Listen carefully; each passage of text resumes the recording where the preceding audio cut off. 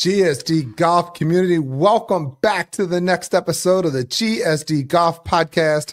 I'm your host, as always, AT, proud parent of a junior golfer.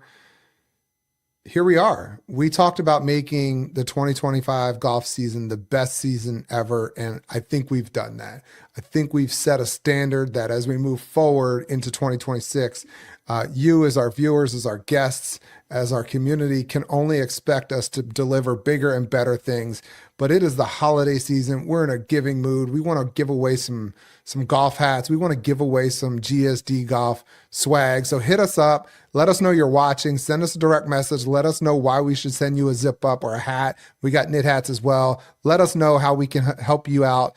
And so that you can be better prepared to play some golf here in 2026. But 2025 holiday season, we got to thank our partners. We got to thank Where's Woody for outfitting us all season long, making us look good on camera, making us look good out on the course. Look good, you feel good, you play good, you perform good. Thank you to Where's Woody, who was founded in Cape Cod, but they have a California vibe. I know they're big fans of the JMU Dukes, JMU, James Madison University Dukes, who just made the college football playoffs. So big shout out to the team at Where's Woody and all they're doing. We want to thank the Hurricane Junior Golf Tour for being a proud partner all year long. Also, we just had an amazing opportunity to get down to their national championship weekend, see some amazing golf, see some amazing junior golfers compete. Simba was out there competing. It was really good to see the kids wrapping up their season in style in one of Florida's best courses around. So shout out to the Hurricane Junior Golf Tour. Hopefully we're back with them doing some exciting things again in 2026. And we got to thank Groove It. Groove It helped us bring on Brianna, who is now on the LPGA tour. It was great to have Brianna Chacon on the podcast talking about her journey from junior golf to professional golf at the highest of levels. All of that is possible because of our partners, because of the relationships that we're building. And of course, as we talk about our partners and we talk about the relationships that we're building, we recently announced our newest partnership, and this partnership will continue into 2026, the partnership with P3 Recruits. This past year, we've talked a lot about the mental game. We've talked a lot about course management and strategy. We've talked about nutrition. We started talking about the recruiting process and the things that you need to do as junior golfers to get ready to make that jump into the collegiate level, whether you're going in at NAIA, you're going in at JUCO, you're going in at Division III, Division II, Division I, if you're lucky enough, if you're skilled enough to play at that level. We've talked about this process and the things that you need to do as a family, because the recruitment process is a family journey. Junior golfers, you have things that you have to take care of. Parents of the junior golfers, there's things that you need to take care of. And so we are excited to welcome our newest partners from P3 Recruits. They were on the show a couple of weeks ago. We had Coach Brian Craig, former University of Kentucky coach. He's recruited hundreds of players throughout his career. He's helped place junior golfers at all levels over the course of his career. And we're excited to have him back again here on the GSD Golf Podcast to talk about when is the right time to start that recruitment process. And we're kicking off this 6-part series. So Coach Brian Craig, welcome back to the GSD Golf Podcast. AT, thanks for having me. We're excited about our partnership with the GSD Podcast. This is fantastic.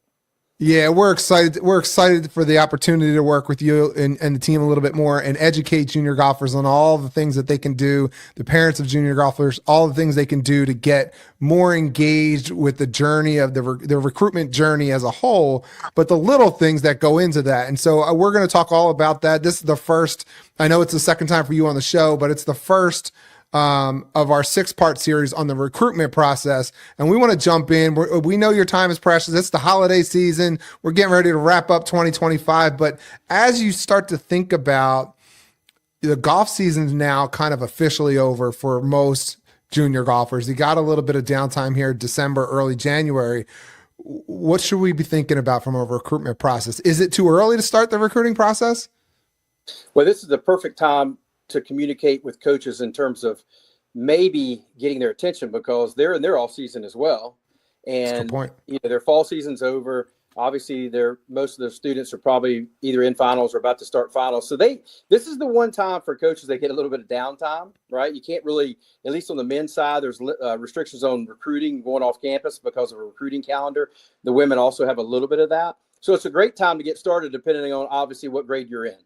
So you're getting started. So is there for sophomores, they can start communicating, but my understanding is that some of the coaches can't really contact them until June of next year. But for other kids, does it get to a point where it's too late for them? So the big important date is June 15th after your sophomore year. That's when coaches can email, text, and have phone conversations with prospects, right? After their sophomore year. So listen, what we always tell our students is you're either being recruited or you have to do the recruiting, right? You have to be proactive. So gotta be your own voice. You absolutely. And there's so many great, Division I, Division II, Division III, NAIA. There's a lot of programs out there, and they can't be everywhere. So they need some help. Some of these guys, maybe not at the top level Division I, but they need some help in learning where the players are. So listen, the ideal window is to be ahead of that June 15th date and starting to send out information, whether that's 9th grade or somewhere in your 10th grade. But don't fret if you've missed that, because there's still time. There's still movement, especially with the transfer portal. Coaches may think their roster is complete, and then all of a sudden they find out, hey, I've got 2 guys transferring. So it's very much in flux these days. And are the timelines that June 15th, is that the same for boys and girls? It is. It is. So that June 15th, your sophomore year, is when that communication, two-way communication, can really start to happen. Correct. But what we also educate our students is don't wait until then. If you're younger, you can send an email. They just can't respond, right? They can't reply. They might be able to send you a questionnaire.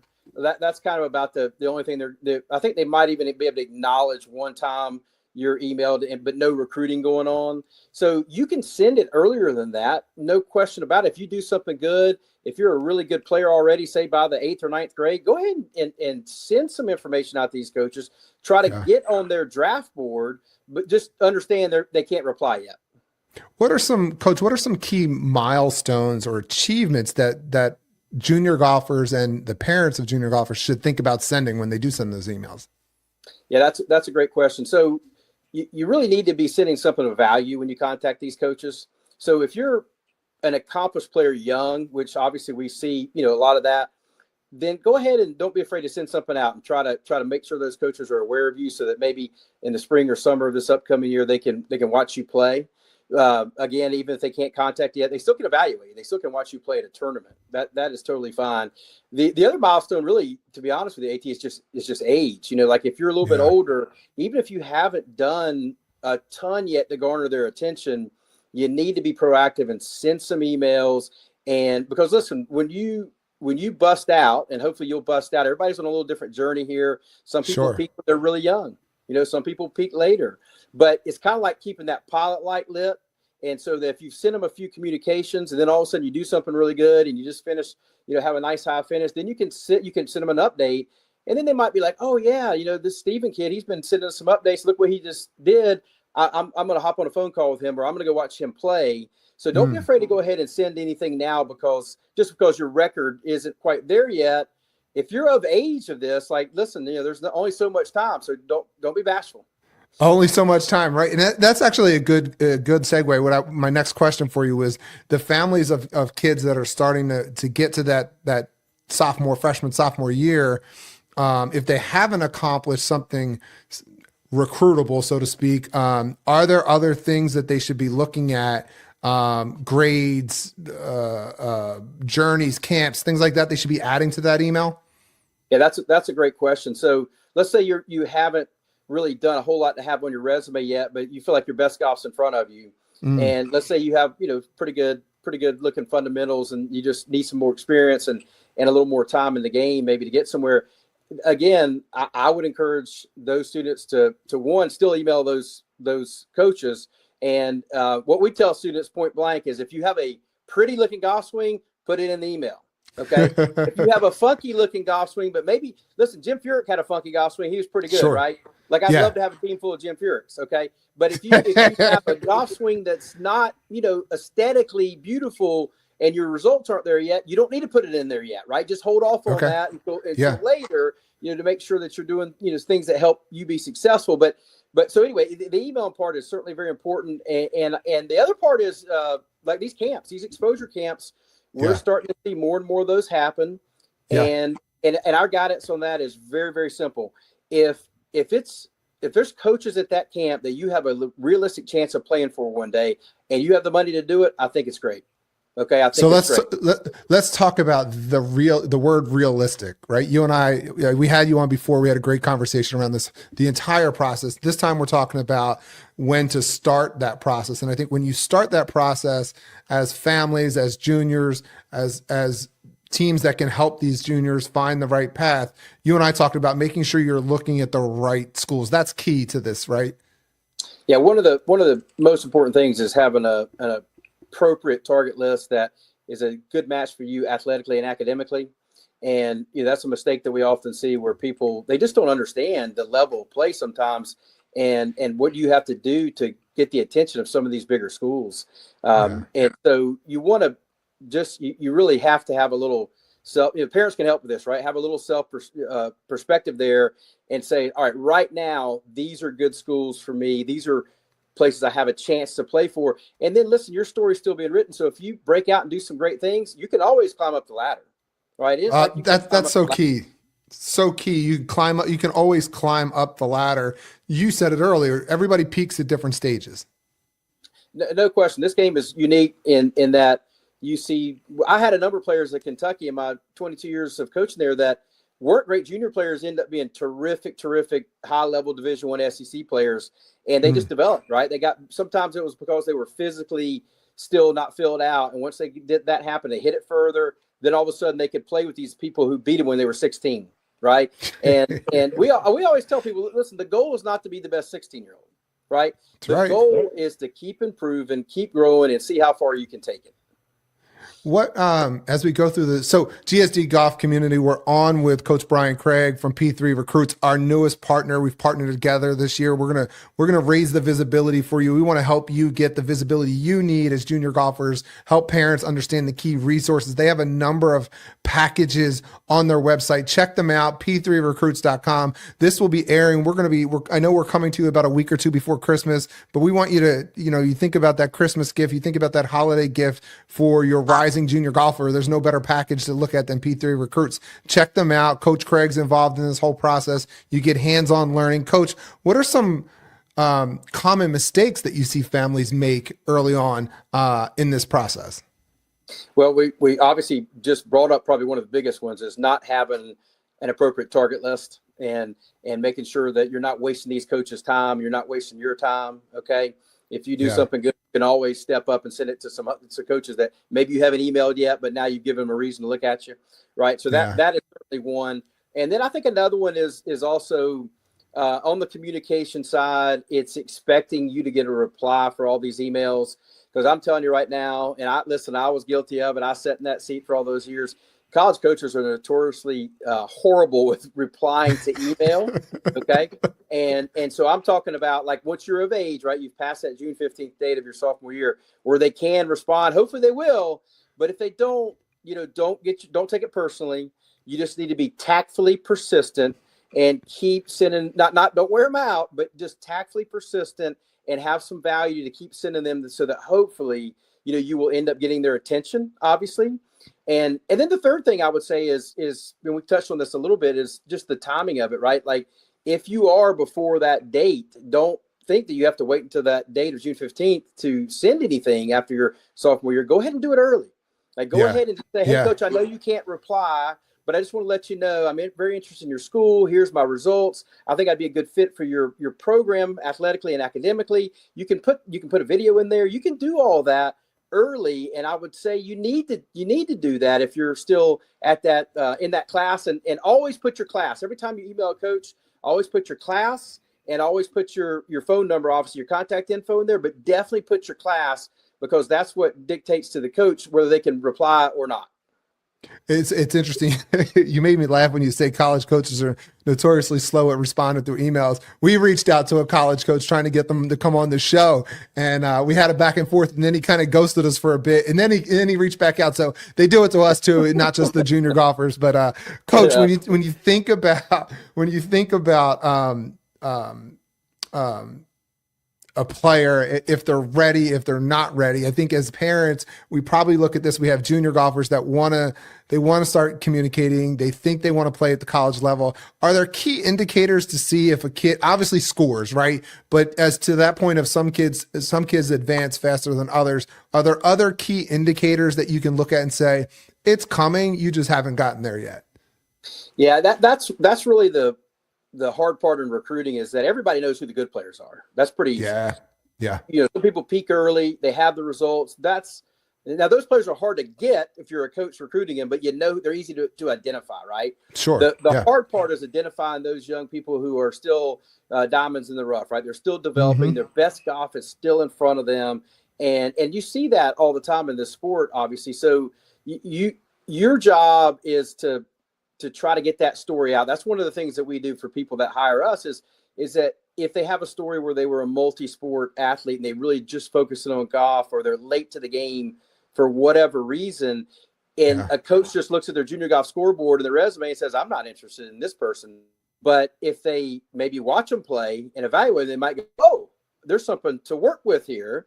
And this person could end up being a really good boy, or girl could end up being a really good player one day. So that's the challenge, honestly, if you're not, if you haven't done a whole lot yet, is to get these coaches to take a look at you and say, wow, that person, they may not be beating everybody now, but I bet by their sophomore year in college, people are going to be like, where did you find this player? Right?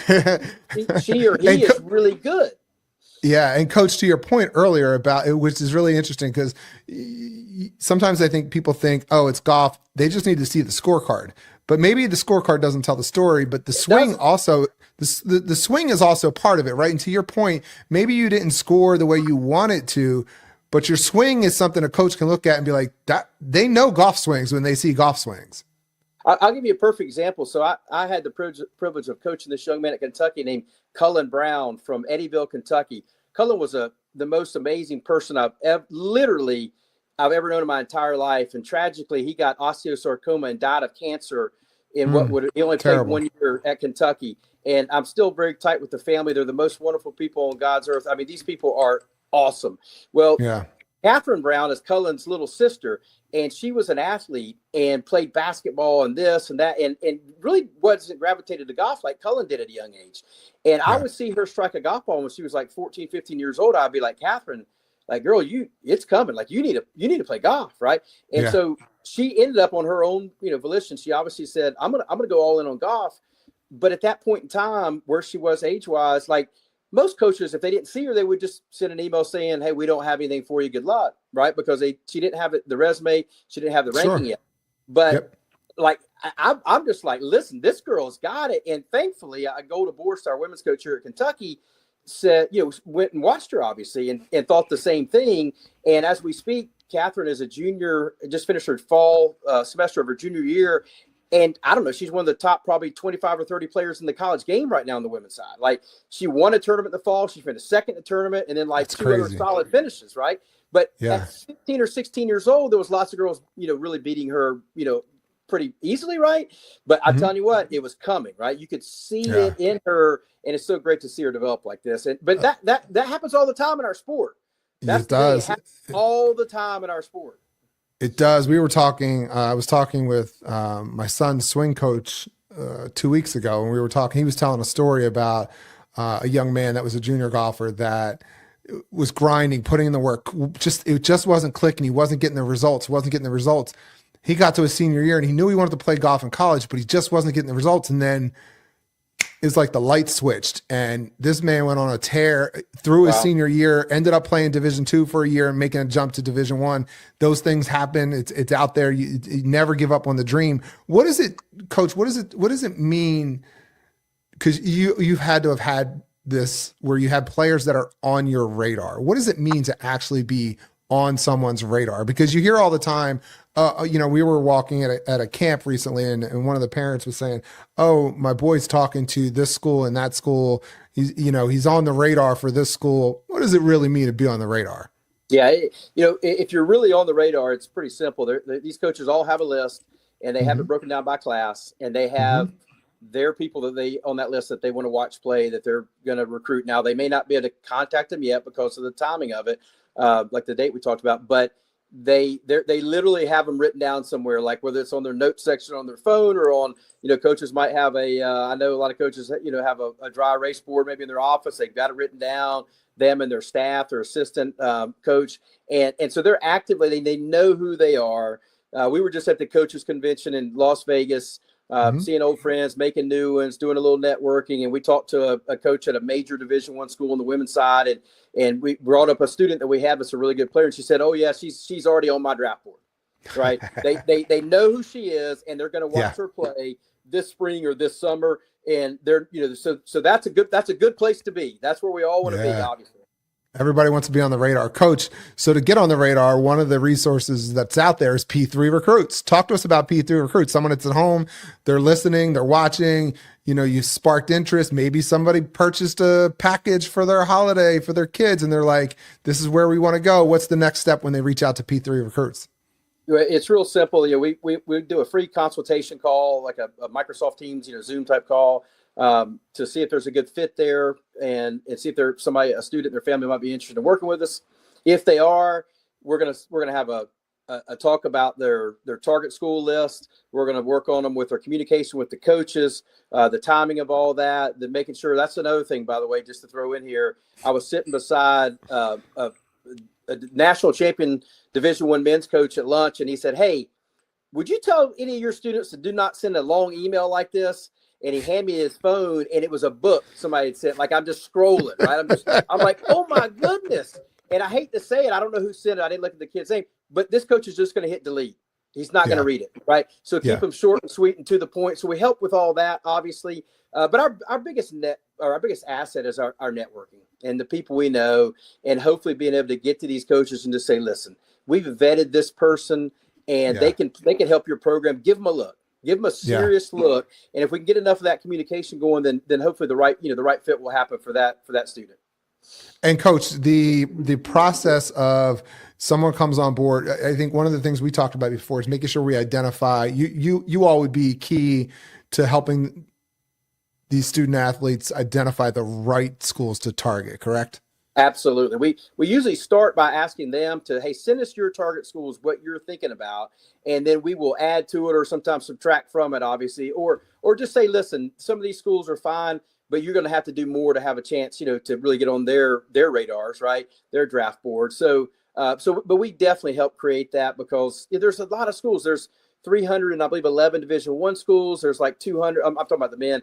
There's probably 200, 75 or 78 women's. And then you have like 250 to 275 Division II and the Division III. There's a lot of schools out there that a lot of times people, you just won't think of that you can have a great experience at. Yeah. And so we're talking with Coach Brian Craig from P3 Recruits, the newest partner with GSD Golf. And we're really trying to help show the pathway to the collegiate level for those junior golfers that want to make that jump, men and women. So this is the first of our 6-part series where we talk about starting that recruiting process. What comes next when we come back in January with Coach? We're going to, Coach, I'm not sure if it's going to be you or someone else on the team. We're going to talk about building that resume. And when we get into building that resume, I think that goes back to video content as well as scorecard content. Those two things will go together. Is that correct? Absolutely. You definitely want to have a nice, concise profile that you can send to these coaches. We help a lot with that.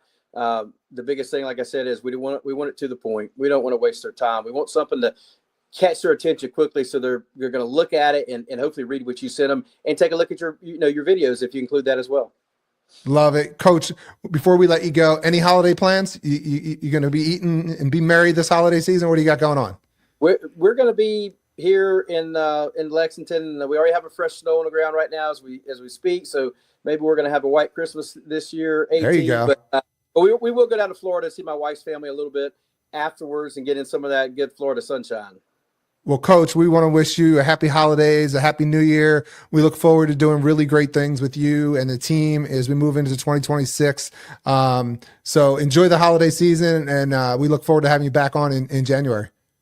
Yeah, same to you, AT. Have a wonderful Christmas and New Year's, and we're super excited about this partnership going into 2026. Coach Craig from P3 Recruits, thanks for joining the GSD Golf Podcast. And as we said, as you stay tuned for our next episode in partnership with the official recruiting agency of the GSD Golf Podcast. We look forward to having P3 Recruits on again in January as we talk about building your resume. When we talk about communicating with college coaches, there's a process, there's an art form to building your resume that you send to the coaches so that it gets noticed, so that they open your email, so they look at your highlights, they look at your stats, they look at the information that you're sending them. And what's most important out of that, they respond to you. You get on the radar, you get consideration for next steps in the recruiting process. So Coach Craig, thank you for joining the GSD Golf Podcast today. As I said earlier, we're wrapping up season 3 of our podcast. This was episode 25, a ton of great guests. We're really honored, privileged to have so many amazing people on to talk about the game of golf, talk about the world of junior golf and what's to come here at the end of 2025 and into 2026 and beyond. Just really honored to have everybody on. And for you that are listening, you that are tuning in weekly and monthly to support us and help us move this show along, we do it for you. We do it for our junior golfers. We do it for the parents of junior golfers. So please keep giving us feedback. Please stay with us as we move into 2026. Let's have a great holiday season. Let's finish out 2025 as the best season ever, and we'll get into 2026 real soon. Have a great year. Bye. Let's go.